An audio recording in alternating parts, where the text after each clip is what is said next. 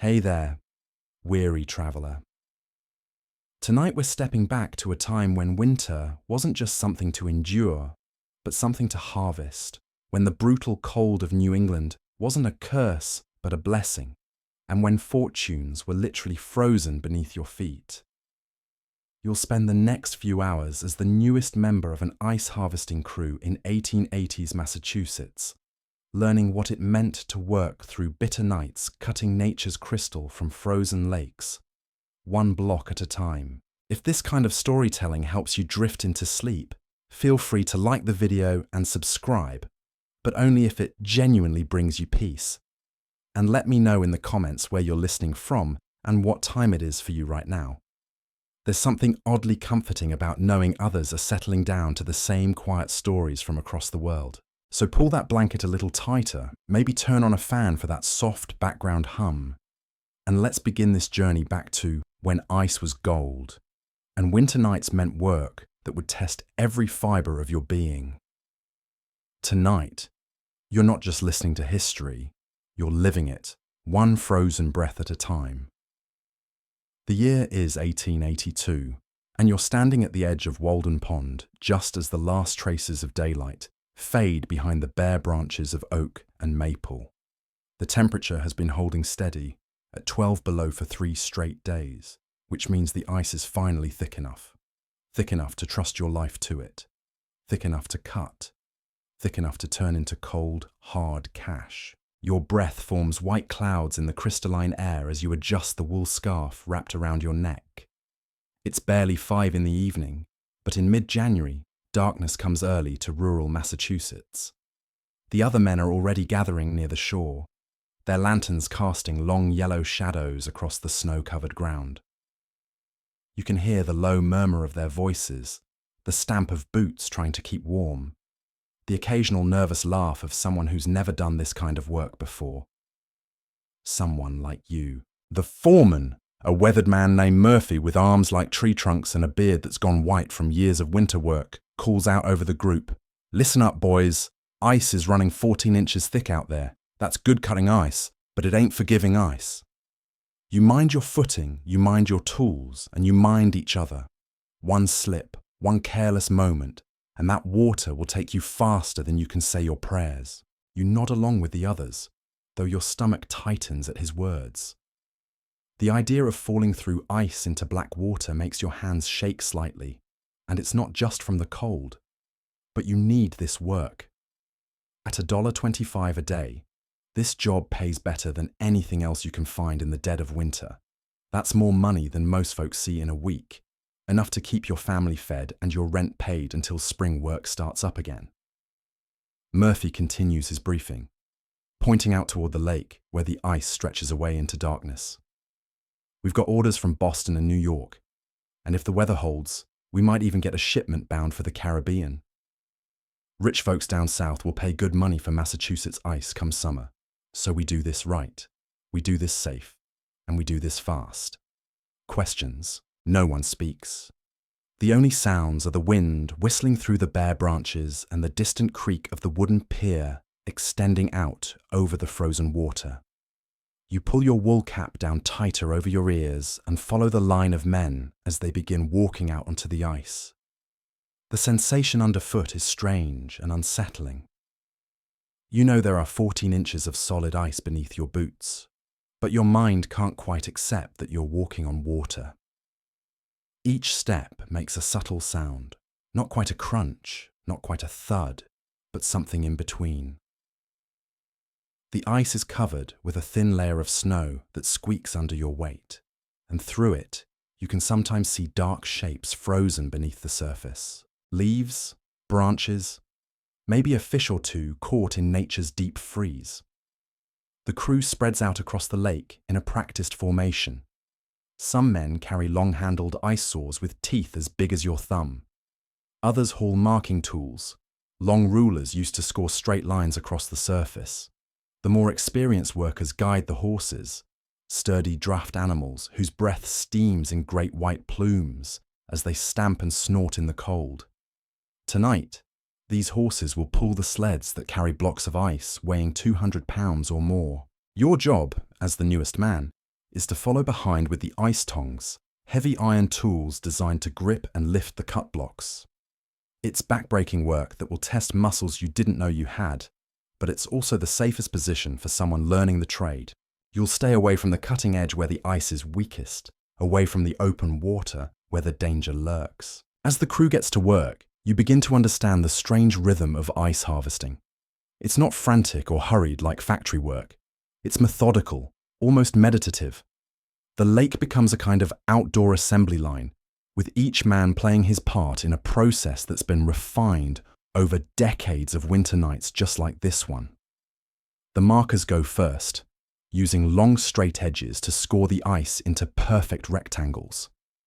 Each block will measure roughly 22 inches by 16 inches, the standard size that fits neatly in icehouses and ships efficiently to distant markets.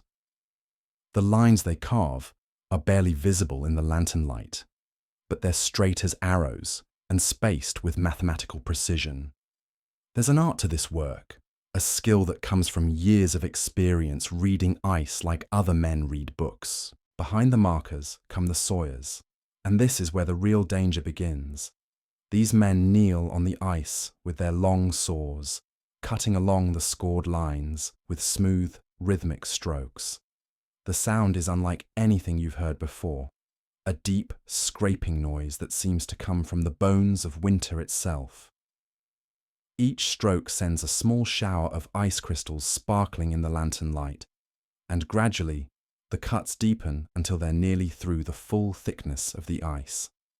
You watch in fascination as one of the sawyers works his way down a line, his saw moving with the steady rhythm of a heartbeat. The man is old, probably 50 or more, but his arms never tire and his cuts never waver. There's something hypnotic about the motion, the way the saw blade disappears into the ice and emerges again, over and over, like some ancient ritual performed under the stars. First time, the voice beside you belongs to a younger man, maybe 25, with the kind of thick mustache that was fashionable among working men. His name is Patrick, and he's been doing this work for 3 winters. That obvious? You reply, your words forming small clouds in the frigid air. Patrick grins and adjusts his grip on his ice tongs. We all started somewhere. The trick is to watch the old-timers and do what they do. They've lived through enough winters to know what keeps you alive out here. As if summoned by his words, a sharp crack echoes across the lake. Every man freezes, listening. It's not the sound of ice being cut, but something else. Something that makes the hair on the back of your neck stand up. For a moment, the only sounds are the wind and the distant hiss of the steam engine that powers the conveyor belt leading to the icehouse. "Just settle in," Murphy calls out, but his voice carries a note of caution. "Ice talks to you if you listen. That's just the lake adjusting to the cold. Nothing to worry about, but keep your ears open." The work resumes, but you notice everyone moves a little more carefully now. You're beginning to understand that ice harvesting isn't just about strength and endurance. It's about reading signs, feeling vibrations through your feet, listening to sounds that might mean the difference between a good night's work and a trip to the bottom of the lake. As the sawyers complete their cuts, the real heavy lifting begins. This is where you come in, following behind with your ice tongs, while other men use long poles to break the blocks free from the surrounding ice.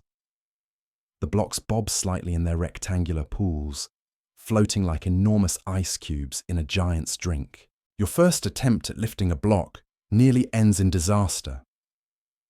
The tongs slip, the ice block splashes back down, and you stumble backward, almost losing your balance. The other men don't laugh, but you can see the concern in their eyes. A clumsy worker isn't just a danger to himself out here. "Grip's got to be sure," Patrick advises, moving to help you. "Ice is slippery, but these tongs will hold if you trust them. Don't try to muscle it. Let the tool do the work." You try again, this time following Patrick's guidance. The tongs bite into the ice with a satisfying crunch, and together you lift the block from its watery slot. It's heavier than you expected, easily 200 pounds of solid ice, but the tongs hold firm. Step by careful step, you carry it toward the waiting sled. The horses stand patient in their harnesses, their coats steaming in the cold air. They're used to this work, these winter nights when their breath creates clouds of vapor that drift away like ghosts. The sled they pull is a marvel of simple engineering, designed to carry massive loads across the ice without breaking through. Wide wooden runners distribute the weight, while thick ropes and chains keep the blocks from sliding off. Loading the sled requires coordination and trust. 4 men work together, lifting and sliding each block into position. The ice makes a deep, hollow sound as it settles against the wooden bed, and you can feel the sled grow heavier with each addition. When it's fully loaded, the sled carries nearly 2 tons of ice, enough to fill a railroad car or keep a hotel's icehouse stocked for days. But the real marvel of this operation isn't the cutting or the loading. It's what happens next, when the horses pull their burden toward shore and the steam-powered conveyor system that will lift these blocks into the icehouse. The conveyor is a relatively new addition to ice harvesting, a sign that even this ancient winter trade is beginning to modernize. The steam engine chugs and hisses in the night, its boiler glowing like a small sun in the darkness. Steam rises from its stack, creating its own weather system in the frigid air. The conveyor belt, made of leather and steel, carries the ice blocks up a wooden ramp and into the massive ice house that looms on the shore like a cathedral built for winter. Inside the ice house, another crew waits to stack the blocks in precise rows, separated by layers of sawdust that will keep them frozen through the summer months. It's a system that seems almost magical when you think about it, capturing winter and storing it for the heat of July. These blocks will travel by train to Boston and New York, by ship to Charleston and New Orleans, maybe even to the islands of the Caribbean, where they'll be more valuable than gold. But that's getting ahead of the story. Right now, in this moment, you're still learning the basic rhythm of the work. Lift, carry, load. Lift, carry, load. Your back already aches, and your hands are growing numb despite the thick wool mittens. The cold seeps through your clothes like a living thing, finding every gap in your defenses. Yet there's something oddly satisfying about the work, something that goes beyond the promise of pay at the end of the night. Maybe it's the teamwork, the way each man depends on the others. Maybe it's the strange beauty of the scene, lanterns glowing on the frozen lake like stars fallen to earth. Or maybe it's simply the knowledge that you're part of something larger than yourself, a tradition that connects you to every winter worker who's ever made his living from ice and snow. The night is still young, and there's much more work ahead. The moon is rising now, casting silver light across the ice and making the snow sparkle like scattered diamonds. Somewhere in the distance, a train whistle echoes across the frozen landscape, a reminder of the world beyond this lake, the world that's waiting for the ice you're cutting tonight. You adjust your grip on the tongs and follow Patrick toward another floating block. The work continues, steady and methodical, each lifted block adding to your frozen fortune, one piece of winter at a time. The moon climbs higher as the night deepens, casting everything in the silver light that makes the ice gleam like polished marble. You've been working for over an hour now, and your body is beginning to find its rhythm. The tongs feel less foreign in your hands, and you've learned to read the ice, to spot the blocks that will lift cleanly and those that might crack or slip. Your breath still forms white clouds with every exhalation, but the work is keeping you warm despite the bitter cold that settled over the lake like a blanket. Around you, the other men move with practiced efficiency. There's something almost choreographed about the way they work, each knowing instinctively when to step forward, when to hold back, when to lend a hand. The sawyers have moved deeper into the lake now, their lanterns bobbing like fireflies as they score and cut new sections. Behind them, the ice pickers use their long poles to break the blocks free, the sharp crack of separating ice punctuating the steady scrape of saws. Keep your eye on that section there, Murphy calls out, pointing toward an area where the sawyers are working. Ice sounds different when it's getting thin. You hear that hollow note? That's when you step careful. You listen, trying to tune your ears to the subtleties he's describing. At first, all you hear is the general noise of work, men calling to each other, tools scraping against ice, the distant chuff of the steam engine.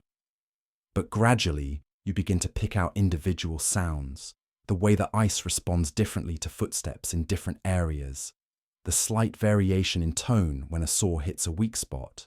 It's like learning a new language, one spoken in creaks and groans, and subtle vibrations that travel up through your boots. The old-timers don't just work on the ice. They listen to it, feel it, understand its moods and dangers in ways that come only from years of winter nights like this one. You realize you're not just learning to harvest ice, you're learning to read winter itself. Patrick appears beside you again, his moustache now frosted with ice crystals. "How are you holding up?" he asks, hefting his tongs with the easy confidence of experience. "Better than I expected," you admit, surprised to find it's true. The work is hard, but there's a satisfaction to it that you hadn't anticipated. Each block lifted feels like a small victory, proof that you can handle whatever this night throws at you. "Good," Patrick nods. "The real test comes around midnight, when the cold starts getting into your bones and your muscles want to quit. That's when you find out what kind of worker you really are." As if summoned by his words, a shiver runs through you that has nothing to do with the temperature. You're warm enough from the work, but something about the way he said it makes you wonder what other challenges the night might hold.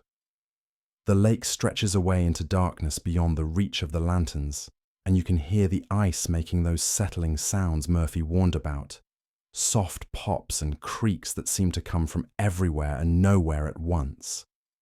The horses stamp and snort as another loaded sled begins its journey toward shore.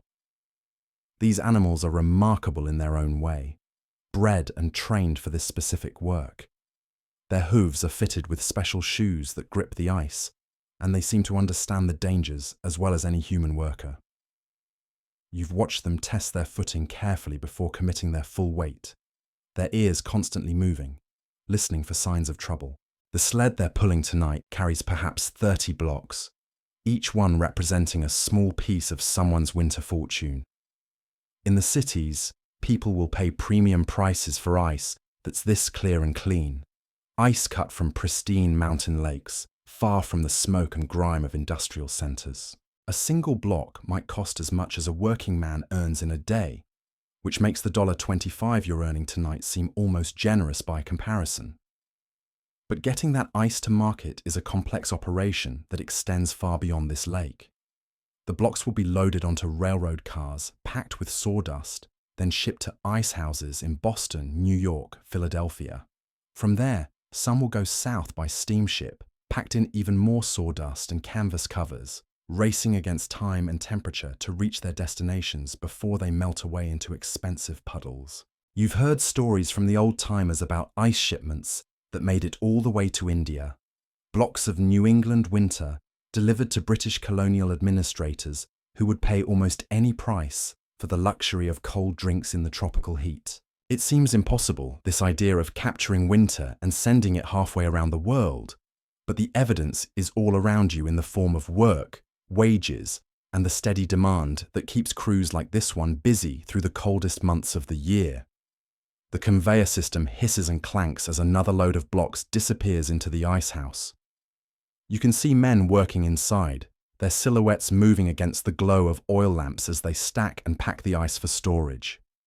The sawdust they use comes from local mills, where it's considered waste, until winter transforms it into insulation more valuable than gold.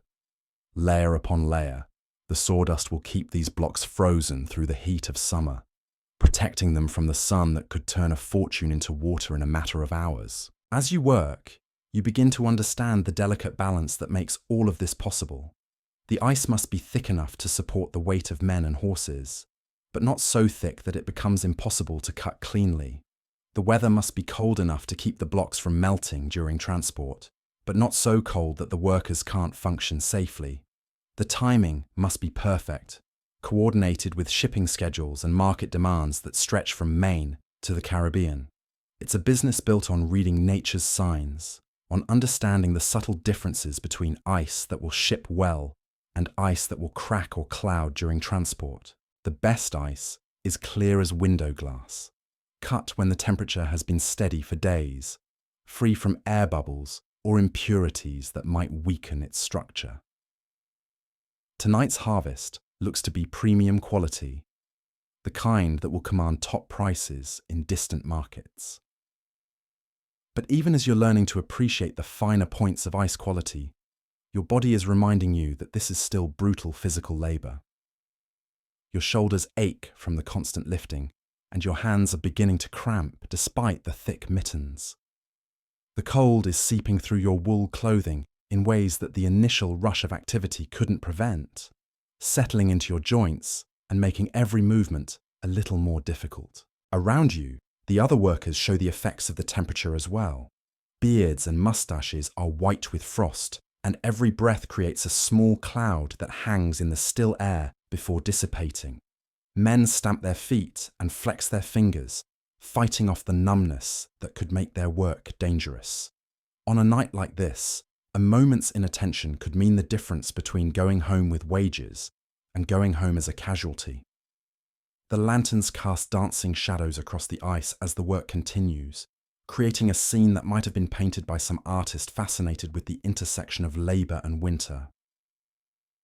But this is no romantic vision of rustic work. This is survival, pure and simple, men doing whatever it takes to earn enough money to see their families through until spring. The beauty of the scene is accidental, a byproduct of necessity rather than any conscious attempt at artistry. You're beginning to understand why ice harvesting crews develop such strong bonds, why men who work together through nights like this become more than just colleagues. When your life depends on the steady hand of the man working beside you, when a single mistake could send someone through the ice into water that would kill them in minutes, trust becomes more than just a workplace courtesy. It becomes a matter of life and death. The sound of approaching hoofbeats draws your attention back to the immediate task at hand. Another empty sled is arriving, ready to be loaded with the blocks you and the others have been cutting and lifting. The horse pulling it is a massive Clydesdale, its coat thick with winter fur, its breath creating clouds of vapour that drift away like small ghosts in the moonlight. As you bend to grip another block with your tongs, you catch a glimpse of your reflection in the dark water where the ice has been cut away. Your face is barely recognisable, reddened by cold and shadowed by the brim of your wool cap. Ice crystals have formed on your eyebrows and around your mouth where your breath has frozen. You look like a man transformed by winter, shaped by the demands of this harsh season into something harder and more enduring than the person who started work just a few hours ago. The night is far from over, and already you can feel the deep tiredness that comes from fighting both physical labour and bitter cold. But there's also something else, a growing sense of confidence, of belonging to this crew of winter workers who make their living from frozen water and bitter nights.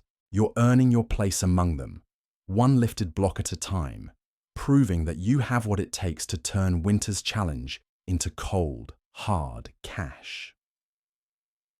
The moon continues its journey across the star-filled sky, and the work goes on, steady and methodical, each man playing his part in the ancient dance of ice and labour that has sustained communities like this one through countless harsh winters.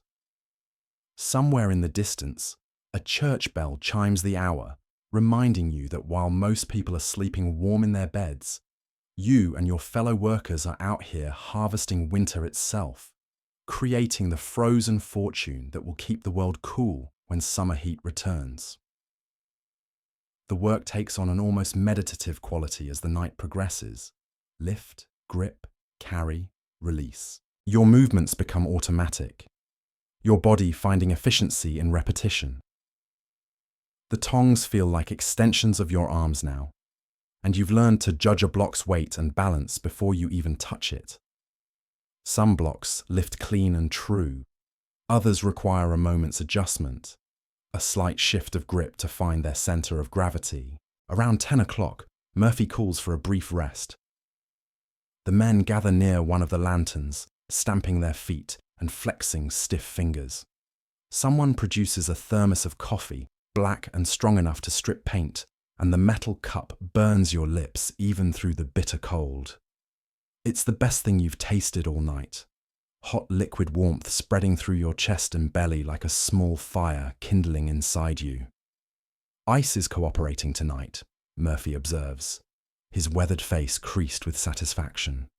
Clean cuts, good thickness, no soft spots. Weather holds like this. We might finish ahead of schedule.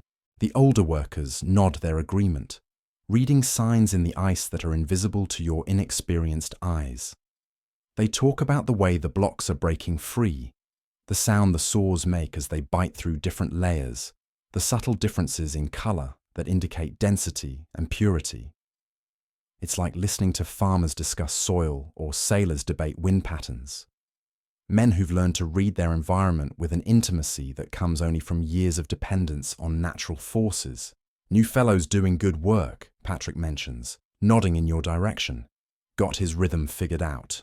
The casual praise warms you more than the coffee, a sign that you're earning acceptance in this brotherhood of winter workers. These men don't offer compliments lightly, and their approval means you're proving yourself worthy of the trust that keeps everyone safe on the ice. As the break ends and work resumes, you notice the quality of the night beginning to change. The moon is higher now, casting sharper shadows and making the ice gleam with an almost supernatural brilliance. The temperature seems to be dropping further, if that's possible, and the air has that peculiar clarity that comes only with the deepest cold. Every sound carries farther in air this crisp. Every breath burns a little more going down. The steam engine continues its steady rhythm, its boiler glowing like a beacon in the darkness. You can see the engineer tending his machine, shoveling coal into the firebox and adjusting valves with the practiced ease of long experience. The conveyor belt carries an endless stream of ice blocks up the wooden ramp, each one disappearing into the cavernous interior of the icehouse, where other workers stack them with mathematical precision. Inside that building, men are creating a kind of frozen architecture. Walls of ice separated by layers of sawdust that will keep them solid through months of warm weather. It's a race against time and temperature, capturing winter's cold and holding it prisoner until summer's heat makes it valuable beyond measure. The blocks you're cutting tonight might end up in a New York restaurant, chilling oysters for wealthy diners, or packed around fresh salmon bound for Boston's finest hotels. But the real magic happens in the shipping, when these blocks begin their journey to places where ice is literally worth its weight in silver. Railroad cars specially designed for the ice trade will carry them south, their wooden walls packed thick with sawdust insulation. Steamships will take them even further, racing against the clock to deliver their frozen cargo before it melts away into expensive water. You've heard stories of ice ships arriving in Charleston or Savannah with their holds still solid, crews unloading blocks that had traveled 1,000 miles without losing their crystalline perfection. Other ships weren't so fortunate, arriving with nothing but lukewarm water and sawdust, their precious cargo claimed by heat and time. It's a gamble every time, betting winter against summer, cold against heat, profit against loss. As you work, you begin to appreciate the skill required to select ice worthy of such long journeys. Not every block that looks good on the lake will survive the rigors of transport. The ice must be free of cracks that might spread under pressure, clear of air bubbles that could create weak points, dense enough to resist melting, but not so hard that it shatters when handled. The experienced workers can spot these qualities at a glance, passing over blocks that look perfect to your untrained eye in favor of others that meet their exacting standards. The horses continue their patient work, pulling load after load toward the steam-powered conveyor. These animals are worth their weight in gold to an operation like this, bred and trained specifically for ice work. Their hooves grip the frozen surface with sure-footed confidence, and they seem to understand the importance of moving steadily but carefully across ice that could shift or crack without warning. You watch one of the teamsters guiding his horse toward a particularly heavy load, speaking to the animal in low, encouraging tones. There's a partnership here that goes beyond simple command and obedience, a mutual trust built through countless nights of dangerous work. The horse knows that one wrong step could send both animal and driver through the ice, and the teamster knows that his life depends on his mount's intelligence and experience. Around midnight, the character of the work begins to change subtly. The initial rush of energy that carried you through the evening hours is fading, replaced by the steady grind of endurance. Your muscles ache in ways you didn't know were possible, and the cold has found its way through every layer of your clothing, settling into your bones like a living thing. This is what Patrick warned you about, the moment when the night's work becomes a test of pure willpower. But you're not alone in feeling the strain. All around you, the other workers are showing signs of fatigue. Movements become more deliberate, conversation more sparse, the easy camaraderie of earlier hours giving way to the focused concentration required to work safely when exhaustion threatens to make you careless. This is when accidents happen, when a moment's inattention can turn a profitable night into tragedy. Murphy moves among the crew like a shepherd tending his flock, his experienced eye watching for signs of dangerous fatigue. He calls more frequent breaks now, making sure no one pushes beyond their limits on ice that shows no mercy for human weakness. The work continues, but at a more measured pace, safety taking precedence over speed as the night wears on toward dawn. The lanterns burn lower now, their oil running thin after hours of steady flame. New ones are lit and distributed, ensuring that the work areas remain visible in the darkness. The interplay of light and shadow across the ice creates an otherworldly landscape, a frozen realm where ordinary men perform extraordinary labor under stars that seem close enough to touch in the crystalline air. You find yourself moving in a kind of trance, your body operating on muscle memory, while your mind drifts to thoughts of the warm bed waiting at home, the wages that will keep your family fed, the strange satisfaction of work that connects you directly to the forces of nature. There's something primeval about this labor, something that reaches back to humanity's earliest struggles against winter's harsh grip. As another sled departs for the icehouse, you pause to look out across the lake toward the far shore, barely visible in the moonlight. The ice stretches away into darkness, unmarked except for the geometric patterns left by the harvest crew. Tomorrow, snow might cover these scars, and by spring, there'll be nothing but memory. But tonight, they represent hours of backbreaking labor, blocks of frozen fortune lifted one by one from winter's grasp. The church bell in the distant village chimes the half-hour past midnight, its bronze voice carrying clearly across the frozen landscape. Half the night is behind you now, but the hardest hours still lie ahead, when the cold reaches its deepest point and exhaustion threatens to overcome even the strongest workers. This is when the true test begins, when you'll discover whether you have what it takes to see this through to dawn. The deeper cold settles over the lake like a physical presence, pressing against your chest with each breath you draw. Your lungs burn slightly now, the air so crisp it feels like inhaling shards of crystal. Around you, the other workers have grown quieter, their earlier conversations replaced by the steady rhythm of labor and the soft sounds of men conserving energy for the long hours still ahead. You've learned to read the ice beneath your feet in ways you never imagined possible. The subtle differences in texture, the way sound travels through solid water, the almost imperceptible variations in color that indicate density and strength. What seemed like a uniform frozen surface hours ago now reveals itself as a complex landscape of ridges, smooth patches, and areas where the ice speaks in different tones under your boots. Patrick moves beside you with the fluid grace of long practice, his movements economical and sure. "See how the ice looks different over there?" he asks quietly, pointing toward a section where the sawyers are working. "That darker patch. Ice formed different there, maybe when the wind was up. Won't cut as clean, might not ship as well either. I need to..." You follow his gaze, beginning to see what he means. The ice isn't uniform after all, but a patchwork of different conditions, each area telling its own story of how winter claimed this lake. Some sections formed in perfect stillness, creating crystal-clear blocks that will command premium prices. Others bear the marks of wind and weather, their surfaces slightly clouded or their structure less dense.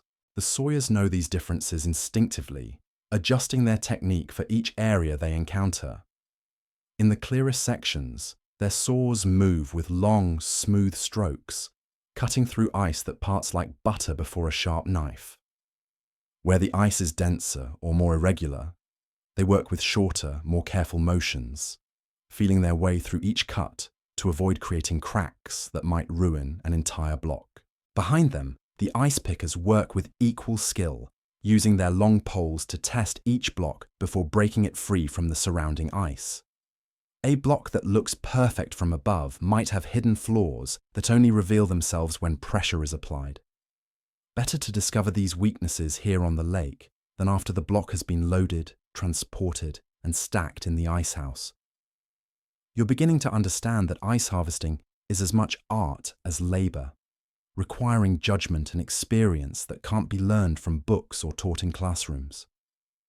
Each night on the ice teaches lessons that can only be absorbed through cold hands and aching backs, through the constant vigilance required to work safely on a surface that could betray you without warning. A sudden crack echoes across the lake, sharp and clear as a rifle shot. Every worker freezes instantly, listening. The sounds seem to come from everywhere and nowhere, the way sounds carry strangely across frozen water. For a moment, the only noise is the distant chuff of the steam engine and the soft whisper of wind across the ice. "Just settling," Murphy calls out after a tense pause, but his voice carries a note of caution that wasn't there earlier. "Ice talks more when the cold gets deep like this. Nothing to worry about, but keep your ears sharp and your feet ready." The work resumes, but with a heightened awareness that wasn't present before. You find yourself listening more intently to the sounds the ice makes, the subtle pops and groans that Murphy says are normal, but that still make your heart skip when they echo through the darkness. The lake beneath your feet is a living thing in its own way, constantly adjusting to the cold, expanding and contracting in ways that create stress fractures and relief points throughout its frozen mass. As you lift another block, you notice your hands are beginning to lose feeling despite the thick mittens. The cold has found its way through every layer of protection, turning your fingers into clumsy tools that barely respond to your will. Around you, other workers are showing similar signs of the deep chill's effects. Men stamp their feet more frequently now, flex their hands between lifts, and move with the careful deliberation of those fighting off numbness. The horses seem less affected by the temperature, their thick winter coats and constant movement keeping them warm even in air that's cold enough to freeze exposed skin in minutes. They stand patient in their harnesses, their breath creating great clouds of vapor that drift away like ghosts in the moonlight. These animals have worked through countless nights like this one, and they understand the rhythm of ice harvesting as well as any human member of the crew. Loading the sleds requires even more coordination now that everyone's movements are slowed by cold and fatigue. 4 men must work together to lift each 200-pound block, timing their movements precisely to avoid dropping the ice or losing their balance on the slippery surface. The blocks themselves are becoming more difficult to handle as moisture from your breath and the warmth of your bodies creates a thin film of ice on their surfaces, making them even more slippery than before. But there's also something beautiful about the scene unfolding around you. Something that transcends the physical discomfort and danger of the work. The moonlight transforms the lake into a silver mirror broken by geometric patterns, where the ice has been cut and lifted. Lanterns bob like earthbound stars as the workers move across the frozen surface, their warm yellow light creating pools of visibility in the vast darkness. The steam engine continues its steady rhythm, its mechanical heartbeat providing a counterpoint to the more organic sounds of human labor. Steam rises from its stack in great white plumes that dissipate quickly in the dry air, and the glow from its firebox casts dancing shadows on the wooden framework of the conveyor system. It's a scene that speaks to humanity's eternal struggle to harness nature's forces, to turn winter's harsh gift into something valuable and useful. Inside the icehouse, you can see the silhouettes of workers stacking blocks with mathematical precision, creating walls of frozen water separated by layers of sawdust insulation. The building itself is a marvel of practical engineering, designed to keep ice frozen through the heat of summer, using nothing but careful construction and the insulating properties of wood shavings. These blocks will remain solid for months, protected from the sun and heat that could turn a fortune into puddles in a matter of hours. As another loaded sled begins its journey towards shore, you pause to consider the chain of events that brought you to this frozen lake in the middle of a winter night. The economic forces that make ice valuable enough to justify this brutal labor, the transportation networks that will carry these blocks to distant markets, the customers who will pay premium prices for the luxury of cold drinks in summer heat.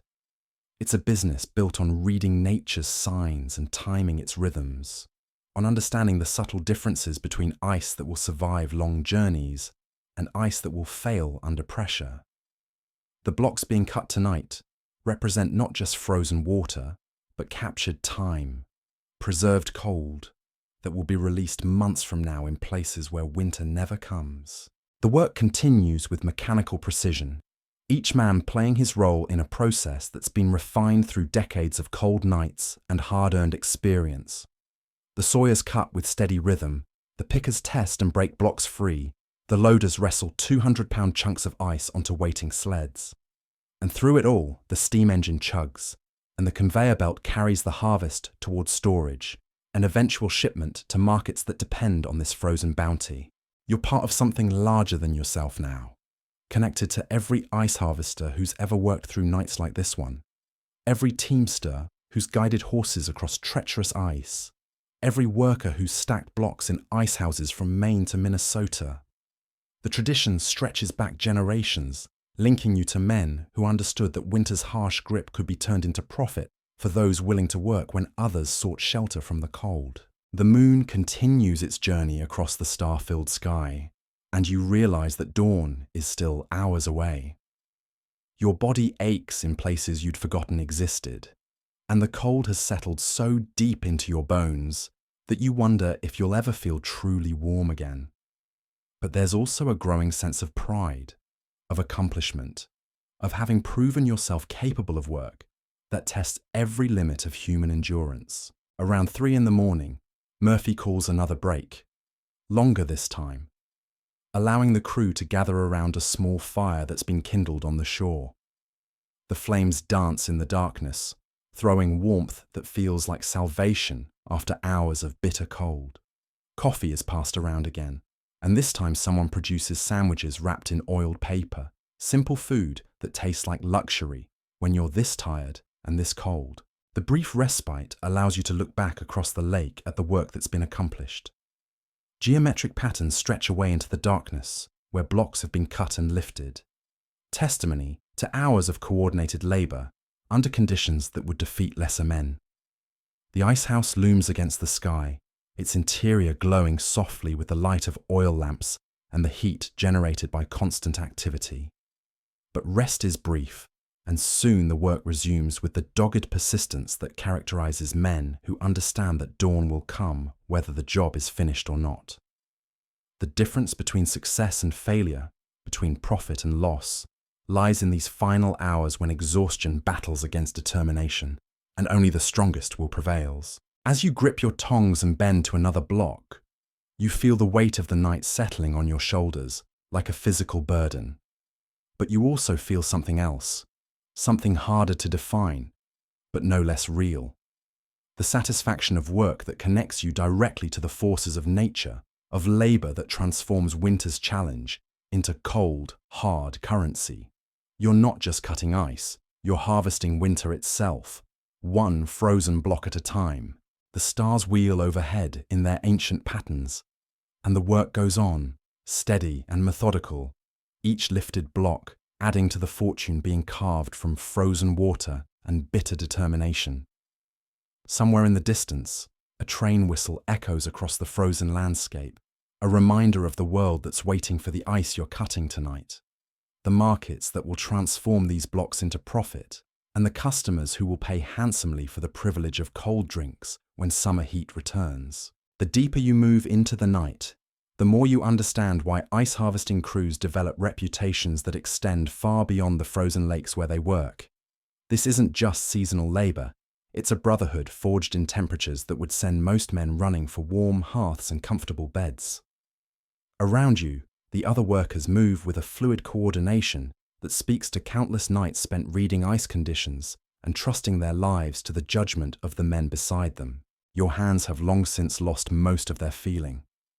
Despite the thick wool mittens that seemed adequate when you first stepped onto the ice. The tongs feel like foreign objects now, extensions of arms that respond more to will than sensation. Each grip requires conscious effort, each lift a deliberate act of faith that your numb fingers will hold until the block reaches its destination. But somehow, you keep working, your body finding reserves of strength you didn't know existed. Patrick appears at your side again, his breath forming crystalline clouds in the bitter air. "Coldest part of the night coming up," he says quietly, his voice carrying the wisdom of experience. Temperature drops just before dawn, always does. That's when you find out what you're really made of. As if summoned by his words, the cold seems to deepen around you, pressing against your chest with each breath. The air itself feels different now, thinner somehow, as if the very atmosphere is being compressed by the weight of winter.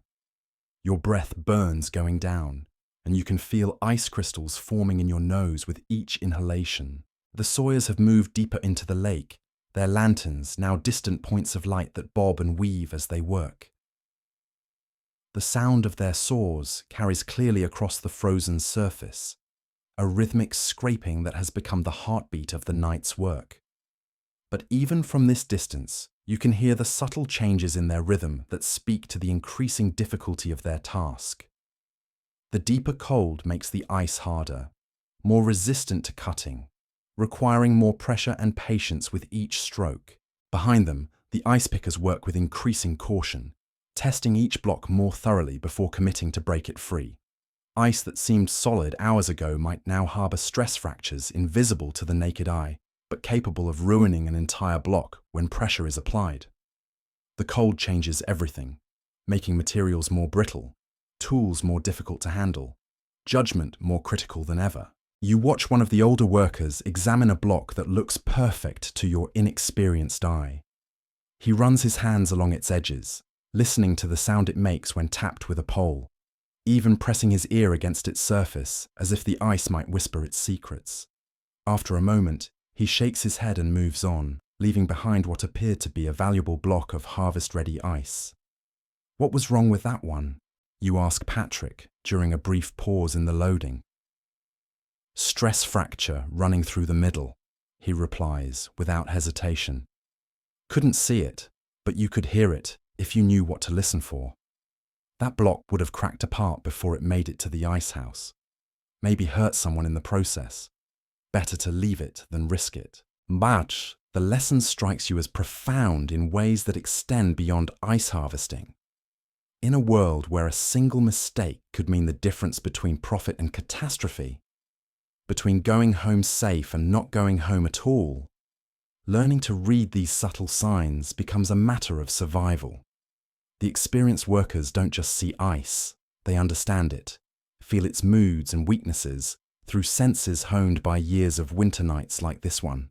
The steam engine continues its steady rhythm, but even its mechanical reliability seems affected by the deepening cold. The engineer feeds more coal into the firebox now, keeping the boiler pressure high enough to power the conveyor system that lifts block after block into the icehouse. Steam rises from the engine in great billowing clouds that freeze almost instantly in the frigid air, creating its own weather system in miniature. Inside the icehouse, you can see workers moving more slowly now, their movements careful and deliberate as they stack blocks with mathematical precision. The sawdust insulation that separates each layer has its own properties at these temperatures, becoming almost concrete hard when frozen, creating barriers that will keep the ice solid through months of warm weather. The building itself seems to breathe with the rhythm of constant activity, its wooden frame creaking softly as materials expand and contract with the changing temperature. The horses, remarkable in their adaptation to these conditions, continue their patient work despite the bitter cold. Their coats have grown thick with frost, and their breath creates clouds of vapor so dense they seem to be exhaling their own souls into the night. But they remain steady and sure-footed, their iron shoes gripping the ice with confidence born of breeding and training specifically for this work. The teamsters who guide them speak in low, encouraging tones, understanding that these animals are partners rather than mere tools in the dangerous business of ice harvesting. As another loaded sled begins its careful journey toward the conveyor, you notice the way the ice responds differently to weight and pressure now that the temperature has dropped even further. What seemed solid and reliable hours ago now makes subtle sounds under the runners, not dangerous necessarily, but different enough to keep everyone alert. The lake is talking more now, Murphy had said earlier, and you're beginning to understand what he meant. Around 4 a.m, the quality of darkness begins to change in ways so subtle you almost miss them.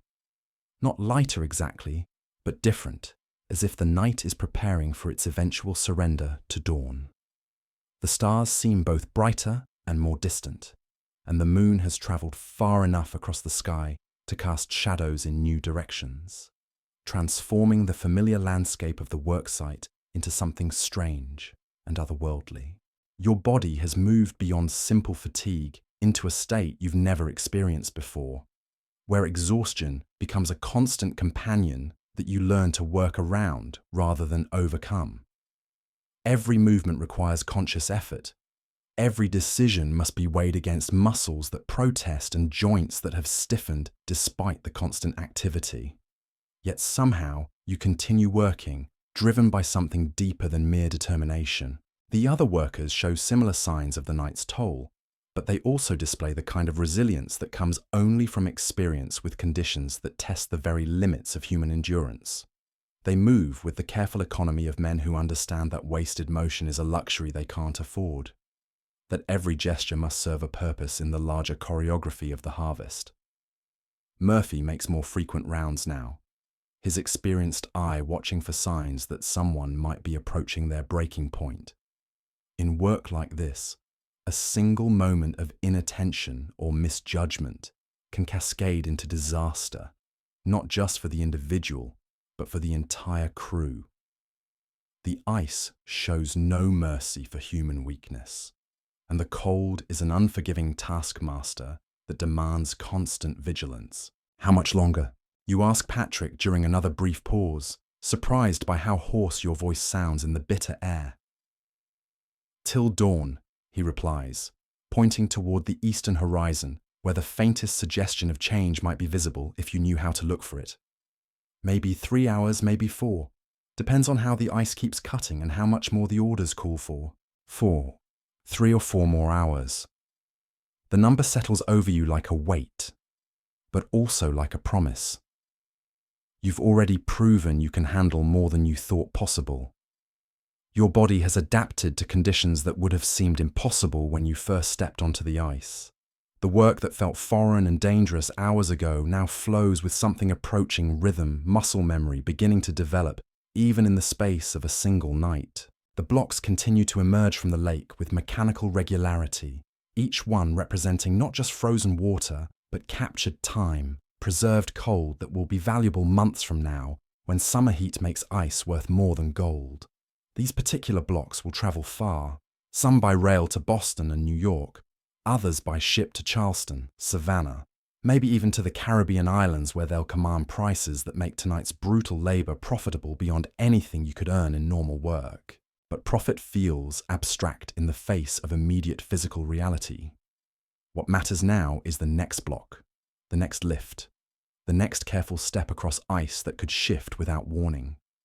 The work has become its own universe, complete and self-contained, where the only concerns are balance, grip, coordination, and the shared trust that keeps everyone safe when exhaustion makes even simple tasks potentially dangerous. The lanterns burn lower now, their oil running thin after hours of steady flame. New ones are distributed with increasing frequency, ensuring that the work areas remain visible in the darkness that still grips the lake. The interplay of light and shadow across the harvested sections creates patterns that speak to hours of coordinated human effort, geometric designs carved into winter itself by men whose names will never appear in history books, but whose labor makes civilization possible. You find yourself thinking about the customers who will eventually benefit from tonight's work, people in distant cities who will never know the names of the men who cut their ice or the conditions under which it was harvested. They'll drop cubes into their drinks without considering the frozen lakes of New England, the steam engines and horse-drawn sleds, the numbed hands and aching backs that made their cold beverages possible. There's something both humbling and profound about this disconnect between production and consumption, between the brutal reality of harvest and the elegant simplicity of ice in a glass. The church bell in the distant village chimes 4 o'clock, its bronze voice carrying clearly across the frozen landscape. The sound seems to energize the crew slightly, a reminder that dawn is approaching and that the end of this long night's work is finally within sight. But it also serves as a warning that the most difficult hours still lie ahead, when exhaustion battles against determination and only the strongest wills prevail. Around you, the other workers seem to draw on reserves of strength that defied explanation, finding energy in places you wouldn't have thought to look. They've been through nights like this before, understand the rhythm of endurance that carries men through conditions that would defeat those without experience. They know that dawn will come, that the work will end, that warm beds and hot food wait beyond these frozen hours. But they also know that the ice won't wait, that weather conditions can change without warning, that the difference between a successful harvest and a financial disaster often comes down to these final hours when everything depends on the ability to keep working, despite pain, cold, and exhaustion that would send weaker men home. As you grip your tongs and bend to another block, you feel something shift inside you, a recognition that you're part of something larger than yourself, connected to every ice harvester who's ever worked through nights like this one. The tradition stretches back generations, linking you to men who understood that winter's harsh grip could be turned into profit for those willing to pay the price in sweat, pain, and determination. The stars continue their ancient dance overhead, and the work goes on, steady and methodical, each lifted block adding to the frozen fortune being carved from winter's heart. Somewhere in the darkness, beyond the reach of the lanterns, dawn waits patiently for its appointed time, bringing with it the promise of warmth, rest, and wages earned through labor that few men would attempt and fewer still would complete. The night's work is far from finished, but you're no longer the same person who stepped onto the ice hours ago. The cold has changed you, hardened you, taught you things about yourself that could only be learned through direct confrontation with winter at its most unforgiving. You've discovered reserves of strength and endurance you didn't know you possessed, found ways to work effectively despite conditions that seemed impossible to endure. As another sled departs for the icehouse, its runners squeaking softly on the frozen surface, you understand that you're witnessing the end of an era, even as you participate in it. The ice harvesting trade won't last forever. New technologies and changing markets will eventually make this brutal winter work obsolete. But tonight, in this moment, under stars that have watched countless generations of men struggle against winter's grip, The ancient dance of human labor and natural forces continues with the same rhythm that has sustained communities like this one through centuries of harsh seasons. The work calls you back, tongs in hand, another block waiting to be lifted from its watery slot. The night moves toward dawn with the inevitability of the seasons themselves, and you move with it, one step at a time, one block at a time, adding your own small contribution to the frozen fortune being harvested from winter's cold heart. The deeper cold seems to press against your very soul now, finding ways through wool and leather that you didn't think possible. Your breath doesn't just form clouds anymore. It creates momentary sculptures of ice crystals that hang in the still air before dissolving into the darkness. Around you, the other workers have grown even quieter, their earlier conversations replaced by the occasional grunt of effort or whispered instruction. Energy is precious now, too valuable to waste on unnecessary words. You've learned to recognize the different sounds the ice makes under various conditions. When the temperature was merely cold, the blocks separated with clean, sharp cracks that spoke of ice ready for harvest. Now, in this deeper freeze, the sounds are different, more brittle, sometimes accompanied by tiny spiderwebs of fractures that appear and disappear like frost on a window. The sawyers adjust their technique constantly, reading these signs with the intuitive wisdom that comes only from years of working with frozen water in all its moods. Patrick moves beside you with the fluid economy of a man who's learned to conserve every ounce of energy. His mustache is white with frost now, and ice crystals have formed on his eyebrows, but his movements remain sure and steady. "See how Murphy's watching the eastern edge there," he murmurs, nodding toward where the foreman stands silhouetted against a distant lantern. He's reading the ice, listening for changes. This cold makes everything more unpredictable. You follow his gaze and notice what he means. Murphy isn't just supervising. He's actively monitoring the entire operation with the focused attention of someone who understands that conditions can shift without warning. His head turns constantly, tracking sounds that carry across the frozen surface, watching for the subtle signs that experienced ice workers learn to read like scripture.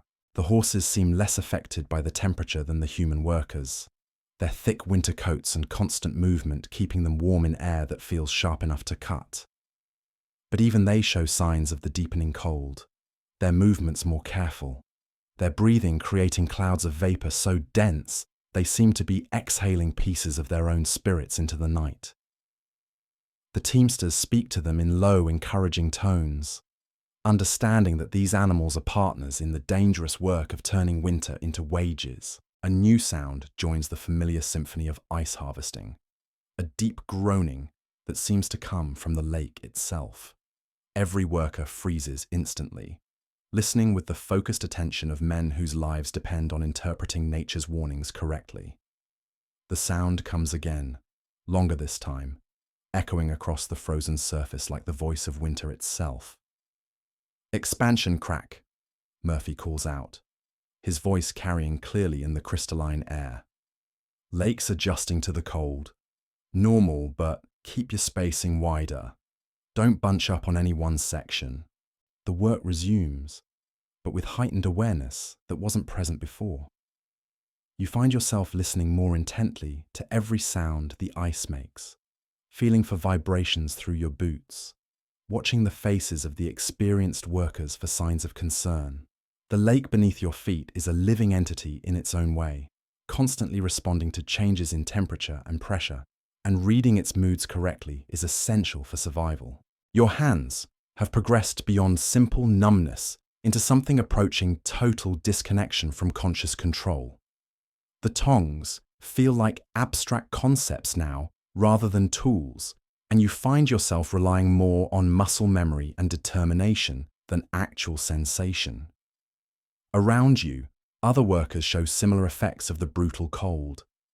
Men flex their fingers more frequently, stamp their feet in rhythmic patterns, and move with the careful deliberation of those fighting off the kind of numbness that could make their work deadly.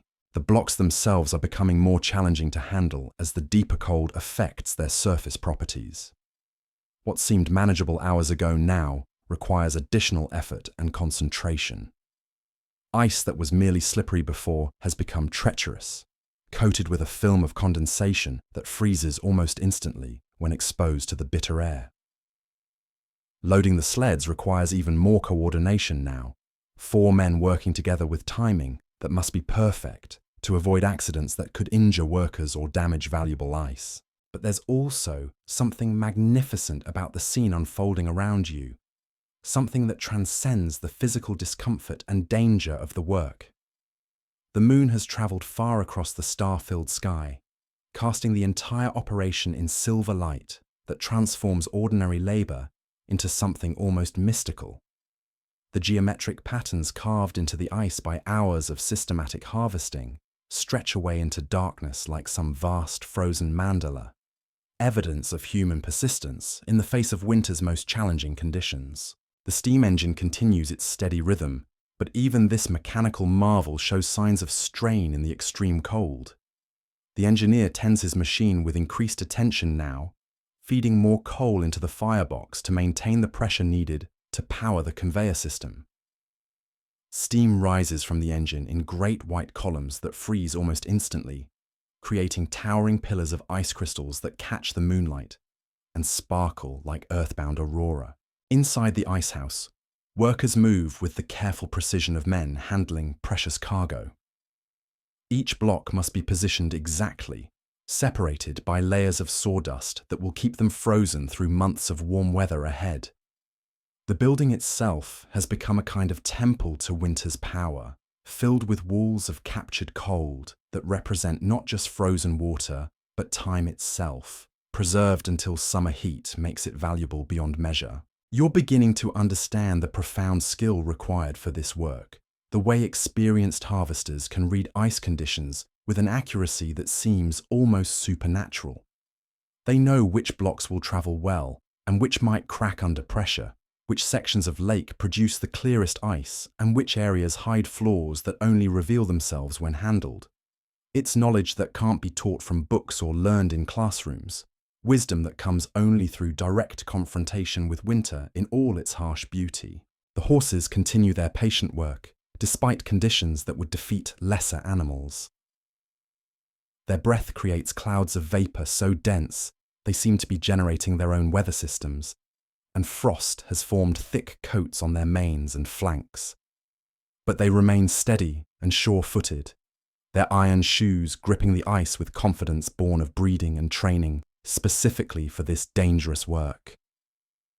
The bond between these animals and their human partners runs deeper than simple utility, forged through shared nights of risk and endurance. As another loaded sled begins its careful journey towards shore, you notice the way the ice responds differently to weight and pressure now that the temperature has dropped even further. The surface that seemed solid and reliable hours ago now speaks in different tones under the runners, subtle sounds that experienced workers interpret as naturally as others read printed words. Every creak and groan carries meaning, warnings or reassurances about the condition of the frozen surface that supports this entire operation. Around 4:30 in the morning, Murphy calls for another brief rest, recognizing that even the strongest workers need moments to recover in conditions this extreme. The crew gathers near a small fire that's been maintained on the shore, its flames dancing like captured sunlight in the darkness. The warmth feels almost painful against skin that's been numb for hours, but it's a reminder that sensation can return, that the human body is more resilient than it sometimes seems. Coffee is passed around again, black liquid that burns going down but spreads warmth through your chest and belly like a small miracle. Someone produces more sandwiches from oiled paper wrappings, simple food that tastes extraordinary when you're this cold and this tired. The bread seems to have absorbed some of the night's chill, but even half-frozen food is welcome fuel for bodies that have been burning energy at an unsustainable rate for hours. The brief respite allows you to look back across the lake at the work that's been accomplished through the long night. Geometric patterns stretch away into darkness, where blocks have been cut and lifted, testimony to hours of coordinated labor under conditions that would challenge the strongest men. The icehouse looms against the sky like a monument to human persistence, its interior glowing softly with the light of oil lamps and the constant activity of workers stacking the harvest with mathematical precision. But rest is necessarily brief, and soon the work resumes with the dogged determination that characterizes men who understand that dawn will come, whether the job is finished or not. The difference between success and failure, between wages earned and opportunity lost, lies in these final hours when exhaustion battles against will, and only the most persistent prevail. As you grip your tongs and prepare to return to the ice, you feel the weight of the night settling on your shoulders, like a physical burden. But you also feel something else, harder to define but no less real. The satisfaction of work that connects you directly to forces larger than yourself, of labor that transforms winter's challenge into tangible value. You're not just cutting ice, you're participating in an ancient dance between human ingenuity and natural power. The stars wheel overhead in their eternal patterns, and the work continues with mechanical precision. Each lifted block represents not just frozen water, but captured time, preserved cold that will travel far from this frozen lake, to markets where winter is a distant memory and ice is worth its weight in silver. The blocks being harvested tonight will end up in restaurants and hotels, in the homes of wealthy families, and the holds of ships bound for tropical ports where they'll command prices that make this brutal labor profitable. The sawyers have moved even deeper into the lake now, their lanterns barely visible in the distance. The sound of their work carries clearly across the frozen surface, a rhythmic scraping that has become the heartbeat of the night's labor. But even from far away, you can hear the subtle changes in their rhythm that speak to the increasing difficulty of their task. The deeper cold makes everything harder, more resistant, requiring greater skill and patience with each passing hour. Behind them, the ice pickers work with increasing caution, testing each block more thoroughly before committing to break it free from the surrounding ice. What seemed straightforward hours ago has become a complex exercise in reading subtle signs, interpreting tiny variations in color and texture that indicate whether a block will hold together or crack under pressure. The cold changes everything, making materials more brittle, tools more difficult to handle, judgment more critical than ever. You watch one of the older workers examine a block that appears perfect to your untrained eye.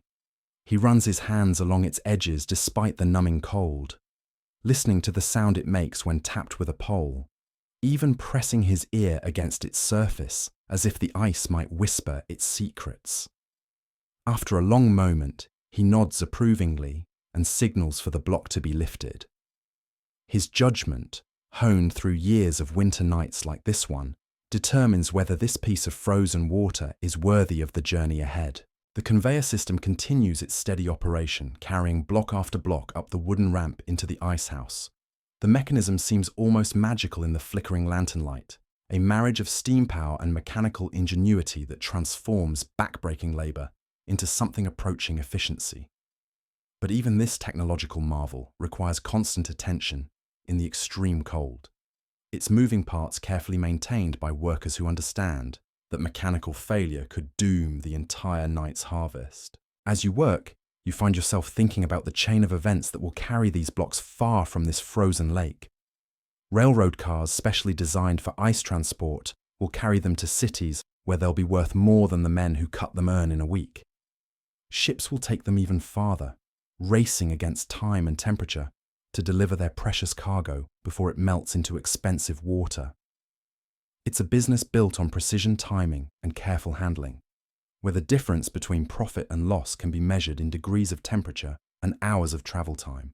The deeper you move into the night, the more you understand why ice harvesting crews develop bonds that extend far beyond ordinary workplace relationships. This isn't just seasonal employment, it's shared ordeal that creates connections forged in conditions that test every limit of human endurance.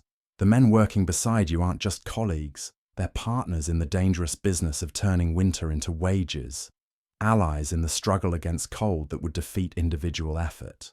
Your body has moved beyond simple fatigue into territory you've never explored before, where exhaustion becomes a constant companion that you learn to work around rather than overcome.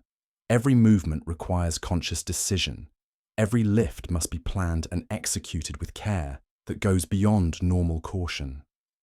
Yet somehow, you continue working, finding strength in places you didn't know existed, drawing on reserves that seem to replenish themselves through sheer determination. The other workers show similar signs of the night's toll, but they also display the kind of resilience that comes only from experience with conditions that push human capability to its absolute limits. They move with practiced economy, understanding that wasted motion is a luxury they can't afford, that every gesture must serve the larger purpose of completing the harvest. Before dawn brings its own challenges. Around 5 o'clock, the quality of darkness begins to change in ways so subtle they're almost imperceptible.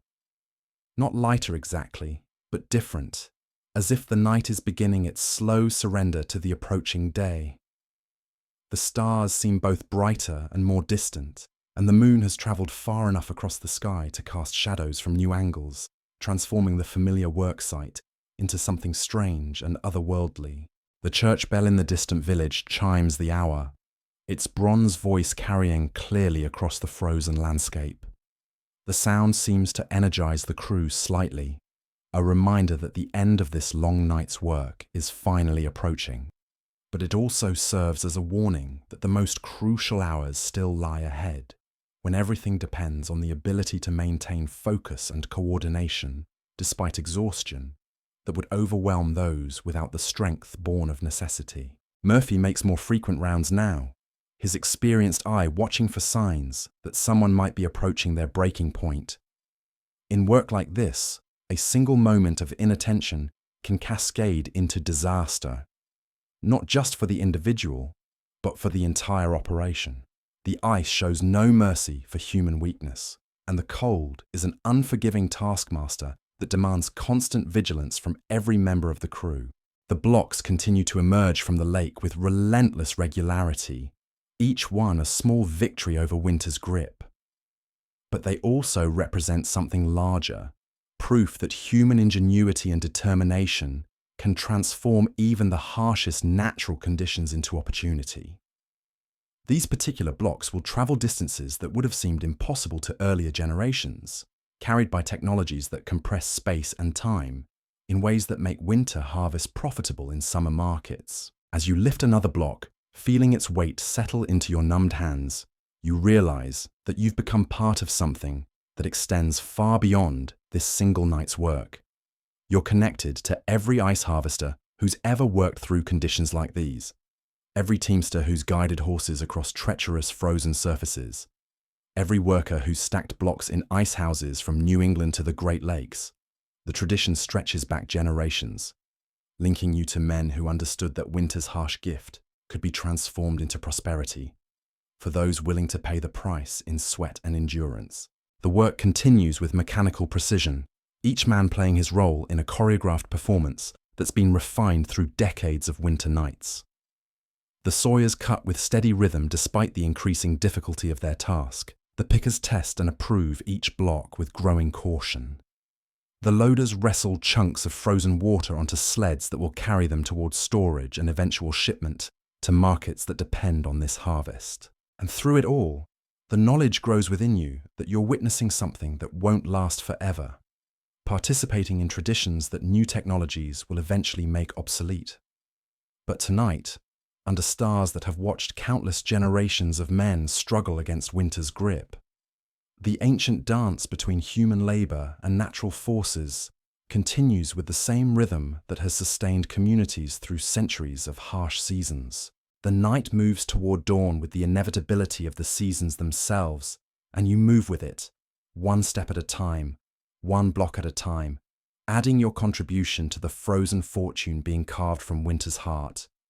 Each lifted block brings you closer to wages that will sustain your family through the lean months ahead, but also closer to the understanding that some kinds of wealth can only be earned through direct confrontation with the forces that shape our world.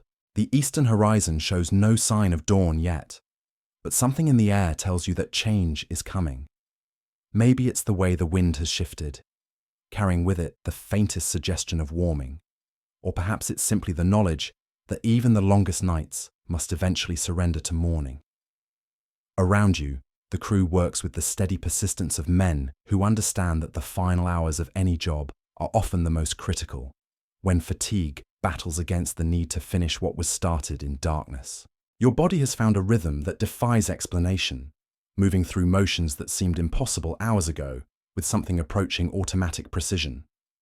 The tongs have become extensions of your arms, and you've learned to read the weight and balance of each block before you even touch it. Some lift clean and true, others require a moment's adjustment to find their center of gravity, but all of them represent another small addition to the night's harvest. The sawyers continue their methodical work deeper in the lake, their distant lanterns bobbing like fireflies as they score and cut new sections. From where you stand, you can barely make out their silhouettes against the darkness, but the sound of their saws carries clearly across the frozen surface. Each stroke sends a small shower of ice crystals sparkling in the lantern light, and you've learned to distinguish between the clean cuts that indicate good ice and the rougher sounds that suggest problems beneath the surface. Patrick appears beside you again, his movements showing the careful economy that comes from hours of working in conditions that punish any wasted motion. "See how the ice is cutting different now?" he asks quietly, nodding toward where the sawyers are working. "Cold this deep changes everything, makes it harder, more brittle, takes more skill to get clean blocks." Eklam. You follow his gaze, beginning to see what he means. The blocks being lifted now have a different quality to them, a crystalline clarity that speaks of ice formed under perfect conditions, but they also seem more fragile somehow, as if the extreme cold has made them beautiful but delicate, like flowers made of frozen water that could shatter if handled carelessly. The horses continue their patient work, their breath creating clouds of vapor so dense they seem to be exhaling pieces of winter itself. Frost has formed thick coats on their manes and flanks, and their movements have become more deliberate as the cold deepens. But they remain steady and sure-footed, their iron shoes gripping the ice with confidence born of breeding and training specifically for this dangerous work. The teamsters who guide them speak in low, encouraging tones, understanding that these animals are partners rather than mere tools in the business of harvesting winter. Loading the sleds has become an exercise in precision timing, now that everyone's movements are slowed by cold and exhaustion. 4 men must coordinate perfectly to lift each 200-pound block, their actions synchronized like dancers performing a routine that could turn deadly with a single misstep. The blocks themselves are more challenging to handle now, their surfaces slick with condensation that freezes almost instantly in the bitter air. As another loaded sled begins its careful journey toward shore, you notice Murphy standing near the edge of the harvested area, his head cocked slightly, as if listening to something only he can hear. His expression shows the focused concentration of a man reading signs that could mean the difference between a successful night and potential disaster.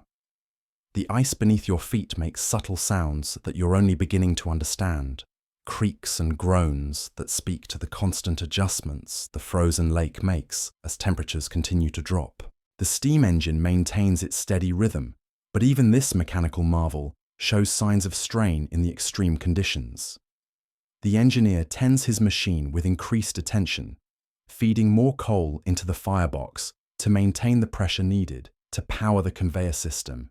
Steam rises from the engine in towering columns that freeze almost instantly, creating pillars of ice crystals that catch the moonlight and transform the practical machinery into something almost magical. Inside the icehouse, workers move with the methodical precision of men building something that must last.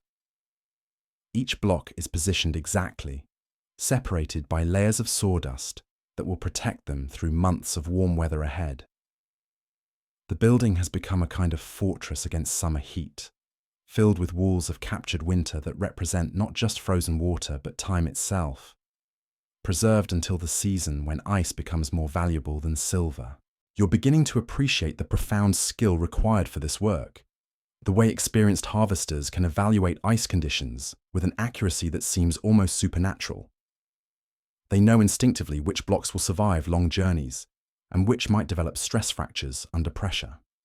They can read the subtle variations in color and clarity that indicate whether ice will remain solid or begin to cloud during transport. It's knowledge that comes only through years of confronting winter in all its harsh moods. Around 5:30, the crew pauses briefly as Murphy examines a section where the sawyers have been working. He kneels on the ice, running his hands along the edges of freshly cut blocks, listening to sounds they make when tapped with a pole. After a few moments, he nods approvingly and signals for work to continue. His judgment, refined through decades of winter nights like this one, carries the authority of someone who's learned to read ice like scripture. The work resumes with renewed focus, everyone understanding that the final push toward dawn requires the same careful attention that's characterized the entire night. There's no room for shortcuts or careless moments when fatigue makes even simple tasks potentially dangerous. The ice shows no mercy for human weakness, and the cold remains an unforgiving taskmaster that demands respect from every member of the crew. Your hands have progressed beyond numbness into something approaching complete disconnection from conscious control. The mittens that seemed adequate when you first stepped onto the ice now feel like thin barriers against cold that seems determined to find its way through every layer of protection. Yet somehow, your fingers continue to grip the tongs with sufficient strength to lift and carry blocks that weigh more than most men can handle alone under normal conditions. The lanterns burn lower now, their oil reserves depleted by hours of steady flame. New ones are distributed with increasing frequency, ensuring that work areas remain visible in darkness that still grips the lake. The interplay of light and shadow across the harvested sections creates patterns that speak to the night's accomplishment. Geometric designs carved into winter itself by men whose labor makes civilization's comforts possible. As you work, you find yourself thinking about the customers who will eventually benefit from tonight's harvest. People in distant cities who will never know the conditions under which their ice was cut, or the names of the men who made their cold drinks possible. They'll drop cubes into glasses without considering the frozen lakes of New England, the steam engines and horse-drawn sleds, the numbed hands and aching backs that transformed winter into their summer luxury. The blocks continue to emerge from the lake with mechanical regularity, each one representing another small victory over winter's grip. But they also symbolize something larger, proof that human determination can transform even the harshest natural conditions into opportunity. These particular blocks will travel distances that would have seemed impossible to earlier generations, carried by transportation networks that make winter harvests profitable in summer markets thousands of miles away. The deeper cold seems to have settled into the very bones of the earth now, creating conditions that test every limit of human endurance. Your breath doesn't just form clouds anymore. It creates momentary sculptures that hang in the still air before dissolving into darkness. Around you, other workers show similar effects of the brutal temperature. Men stamp their feet in rhythmic patterns and move with the careful deliberation of those fighting off numbness that could make their work deadly. But there's also something magnificent about the scene unfolding around you, something that transcends the physical discomfort and danger of the work. The moon has travelled far across the star-filled sky, casting the entire operation in silver light that transforms ordinary labour into something approaching art. The geometric patterns stretching away into darkness represent hours of coordinated human effort, evidence of what can be accomplished when men work together against conditions that would defeat individual efforts. Around 6 o'clock, Murphy calls out across the ice, his voice carrying clearly in the crystalline air. Eastern sky's starting to lighten, boys. We've got maybe an hour and a half before full dawn. Let's finish strong and clean up proper. Good work tonight, all of you. The announcement seems to energize the crew slightly, a reminder that the end of this long night's labor is finally approaching.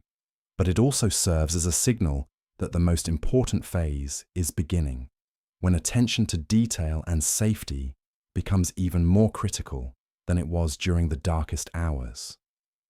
The difference between a successful harvest and a disaster often comes down to these final moments, when exhaustion battles against the need to finish the job correctly. The sawyers begin working their way back toward shore, completing their final cuts with the same methodical precision that's characterized their work throughout the night. Behind them, the ice pickers test and break free the last blocks from sections that have been scored and prepared for harvest. The entire operation moves with the coordinated efficiency of men who've learned to work together under conditions that demand absolute trust in each other's judgment and skill. You lift another block, feeling its weight settle into hands that have somehow continued to function despite hours of bitter cold.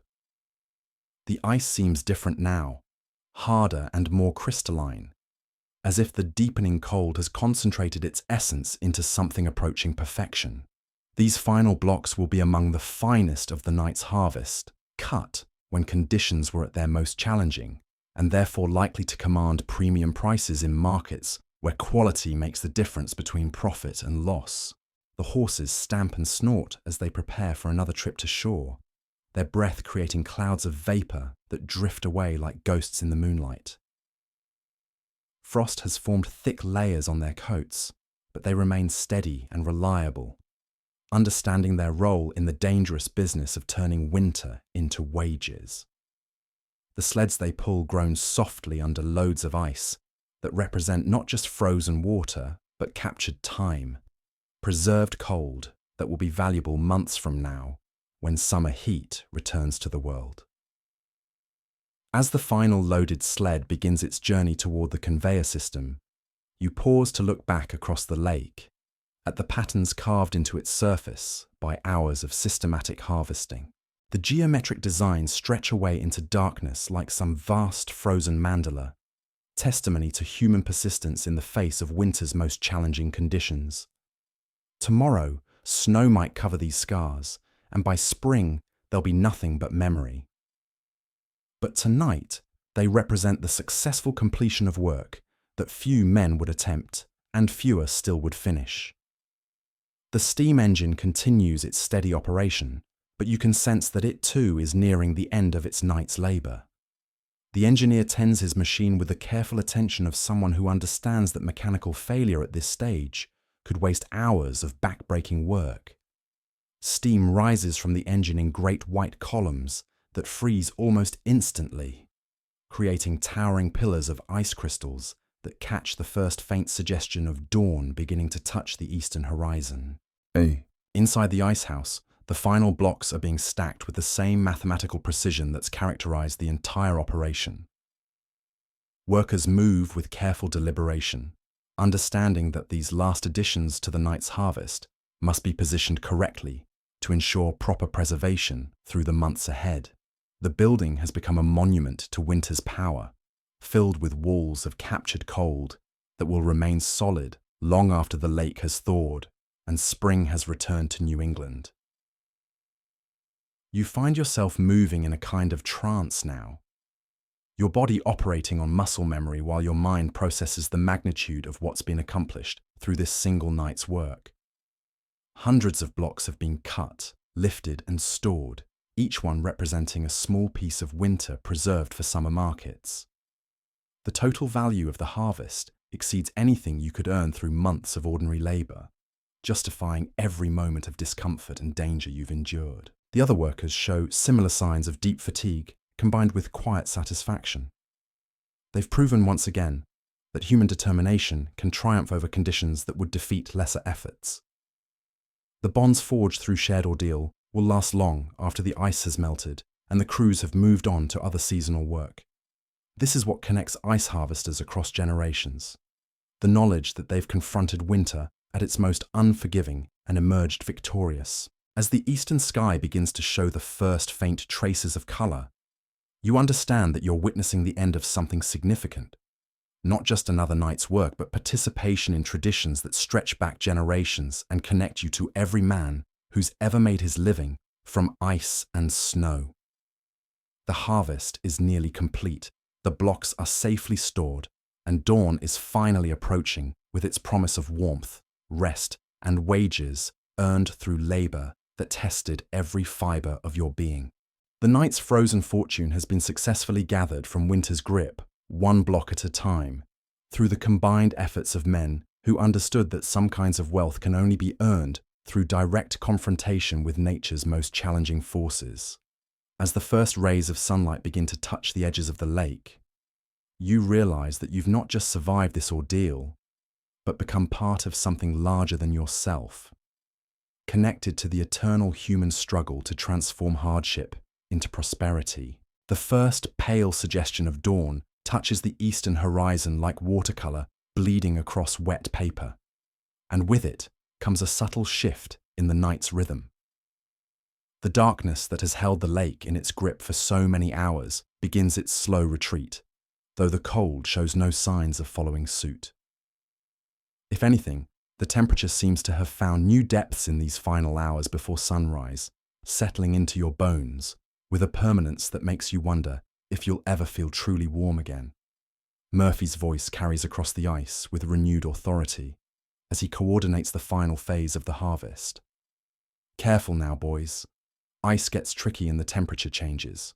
Don't trust what held you an hour ago.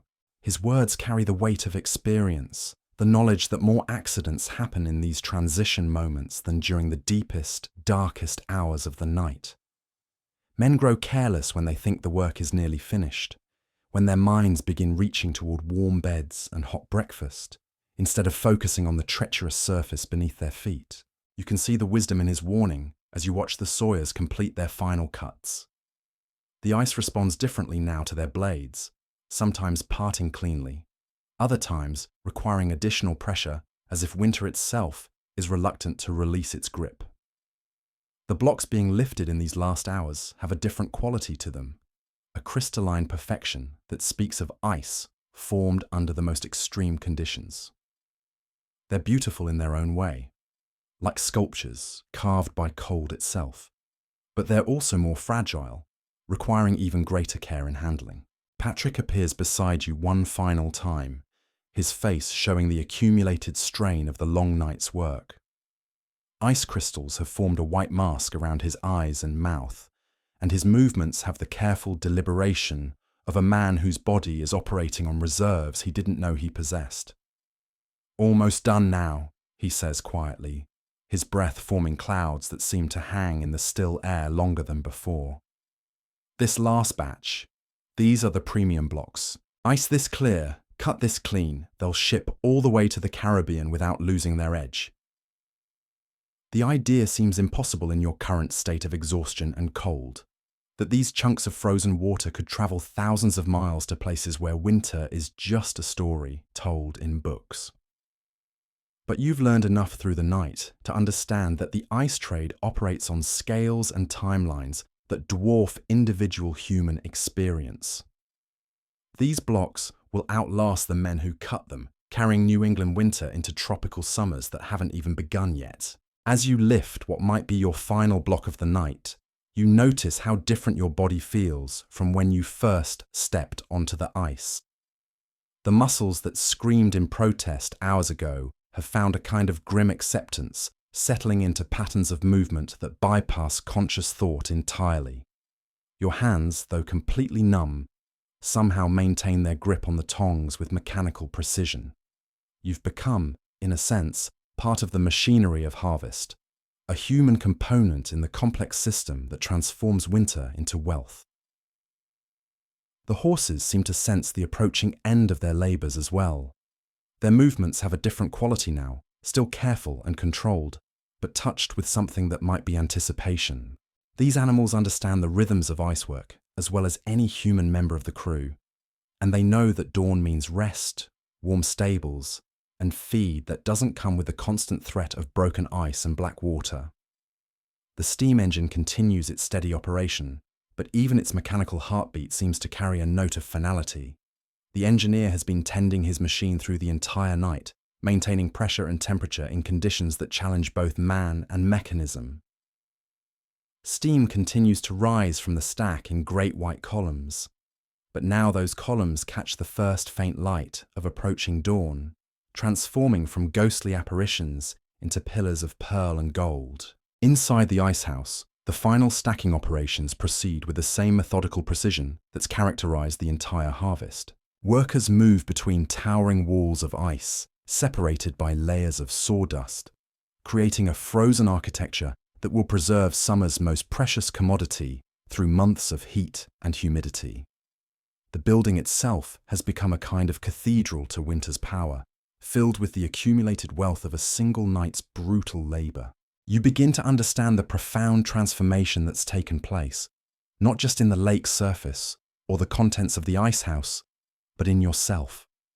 The man who stepped onto the ice hours ago with uncertain steps and nervous energy bears little resemblance to the figure now moving with fluid confidence across a surface. He's learned to read like scripture. The cold that seemed like an enemy at first has become something more complex. A demanding teacher that's revealed capabilities you never knew you possessed. The crew works with quiet efficiency now, each man understanding his role in the careful choreography of completion. Tools must be cleaned and stored, equipment secured against the weather, final loads processed through the conveyor system.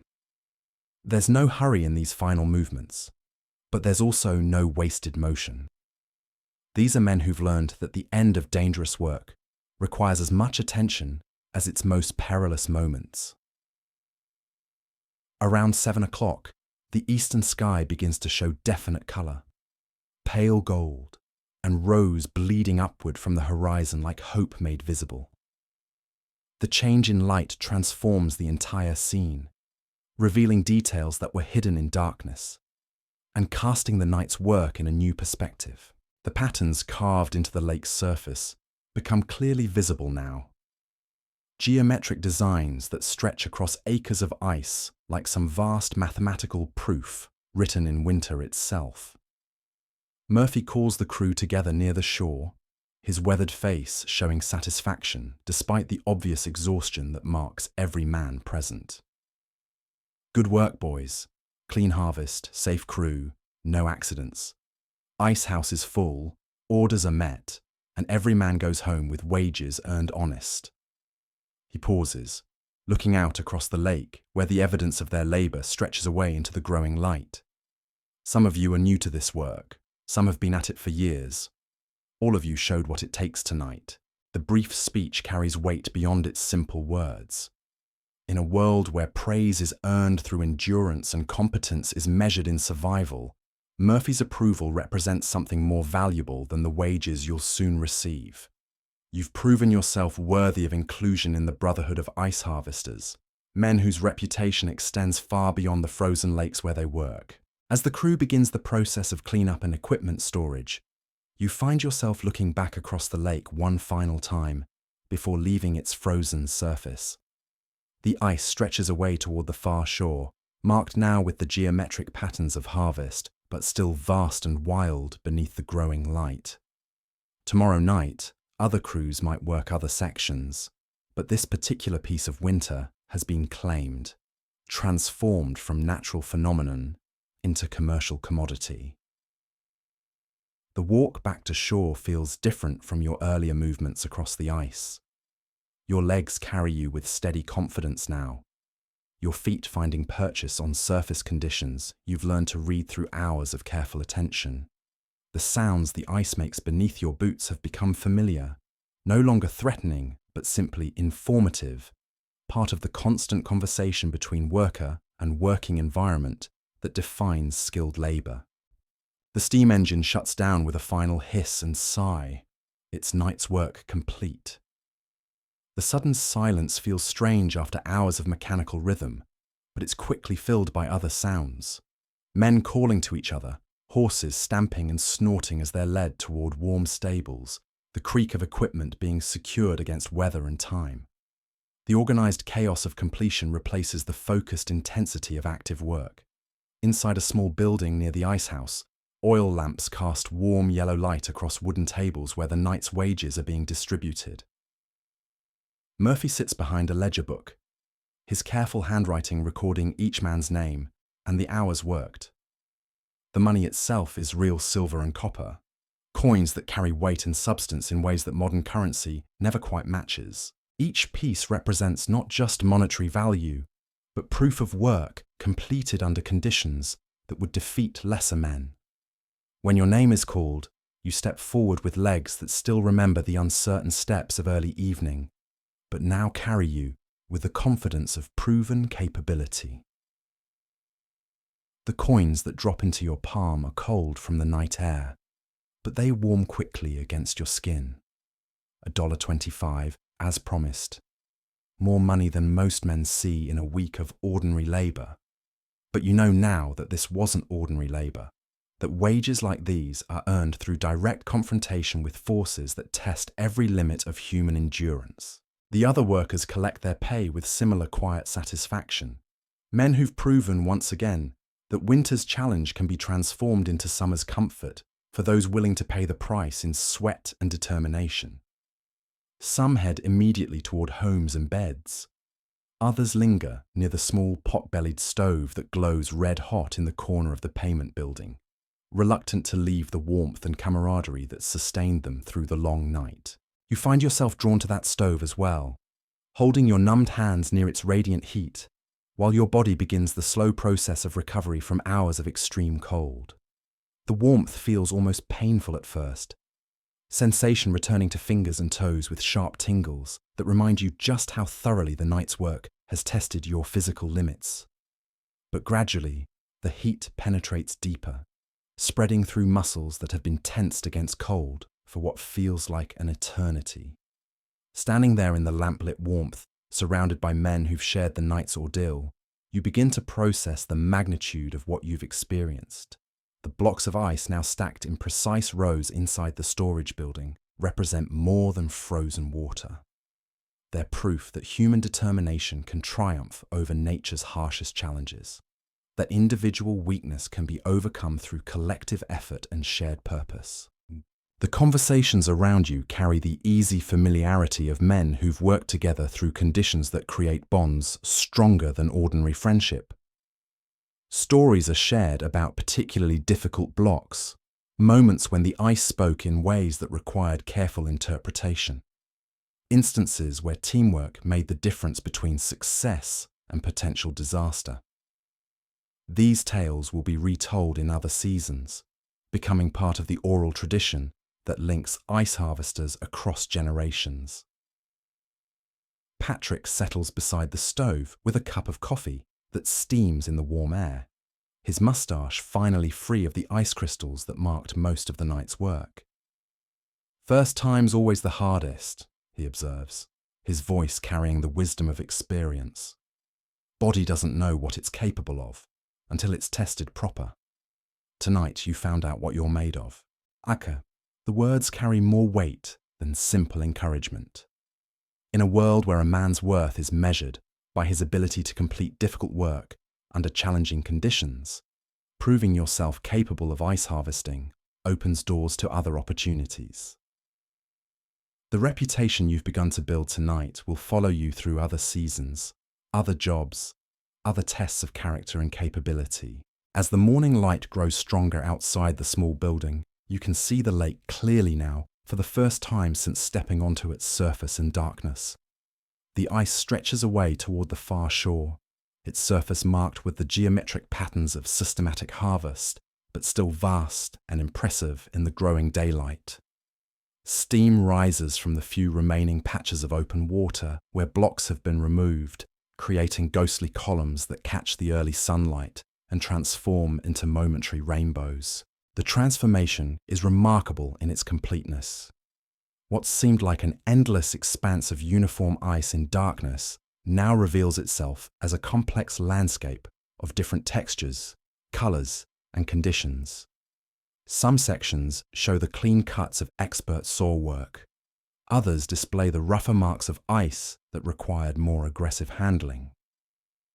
All of it speaks to the night's accomplishment, the successful completion of work that few would attempt and fewer still would finish. Murphy appears in the doorway, his ledger book tucked under one arm and satisfaction evident in his weathered features.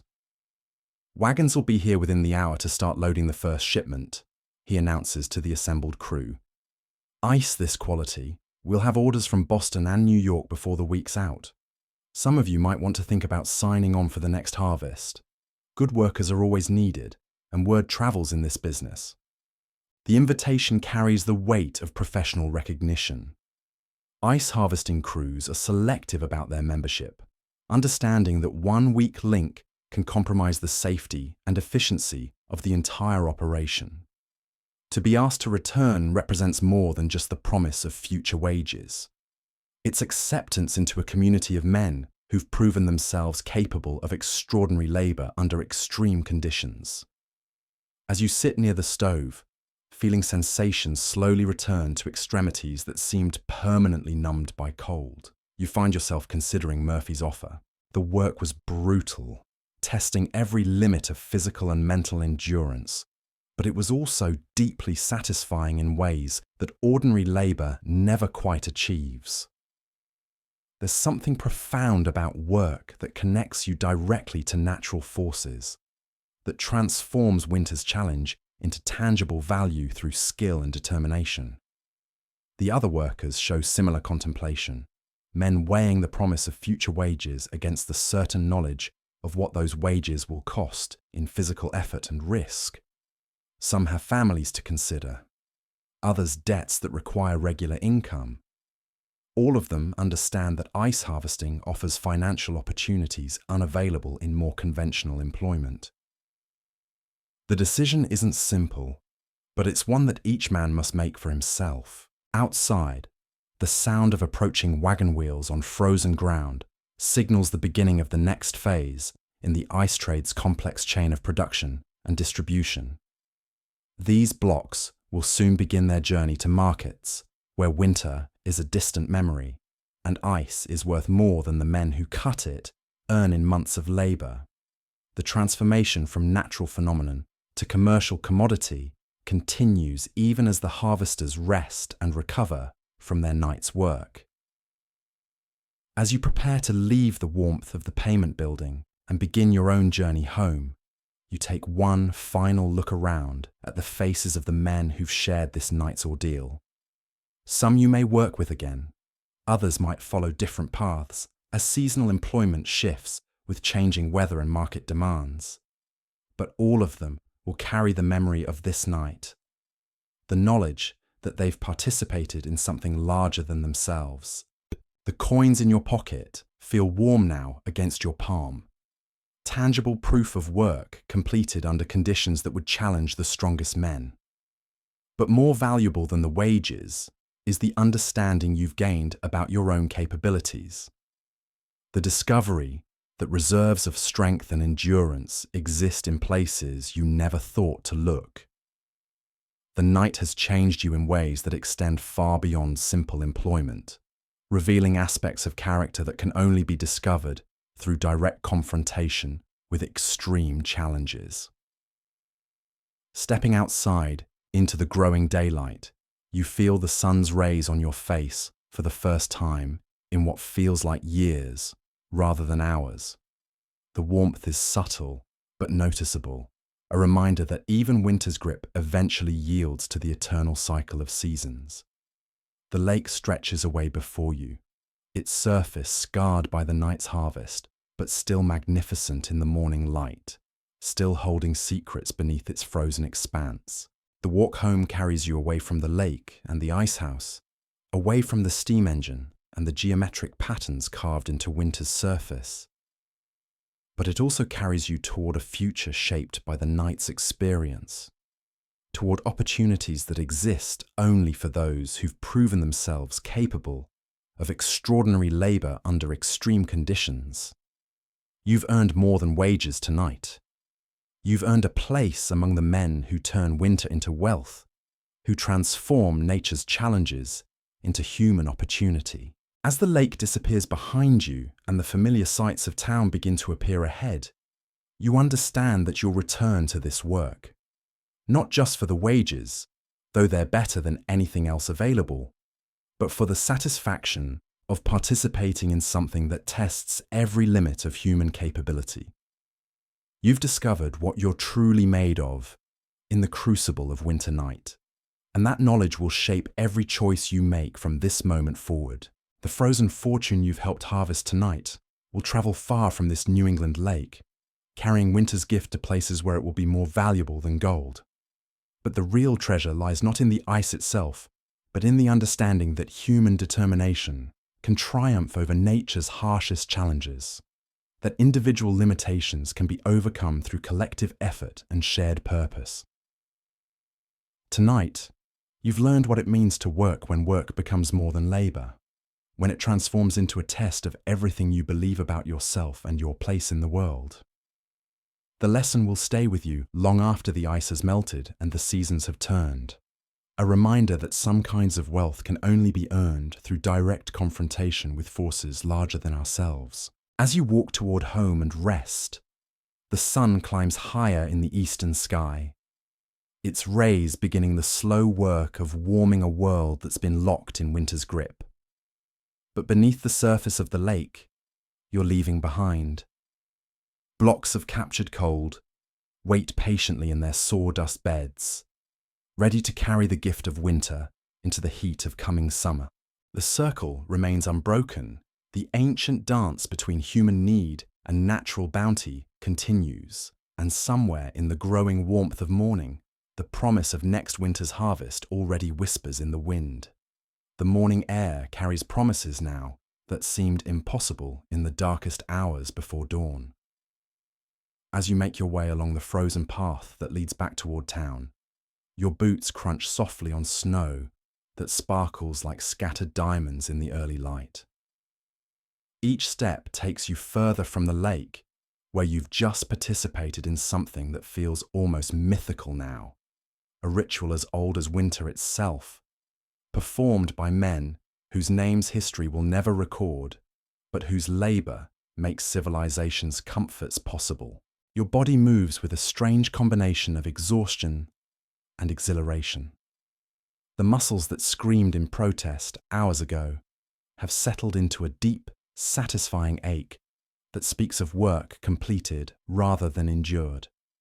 Your hands, though still stiff with cold, flex with the memory of countless blocks lifted and carried, each one a small victory over winter's grip.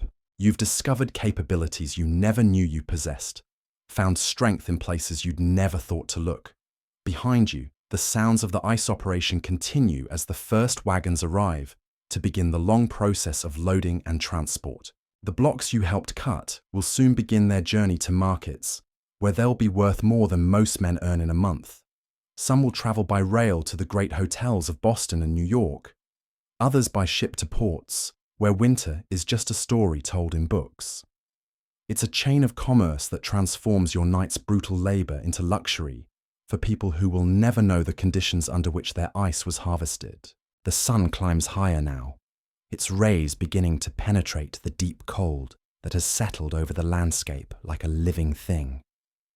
Steam rises from your clothing as your body heat meets the frigid air, creating small clouds that drift away like visible proof of the warmth that still burns within you, despite hours of exposure to temperatures that could kill the unprepared. You've learned to work with the cold rather than against it, to find efficiency in movements that conserve heat while accomplishing the demanding tasks that ice harvesting requires. As you walk, you think about Patrick's words, about how the first time is always the hardest, because your body doesn't know what it's capable of until it's tested properly. Tonight has been that test, a trial by ice and darkness that's revealed aspects of your character you'd only suspected existed.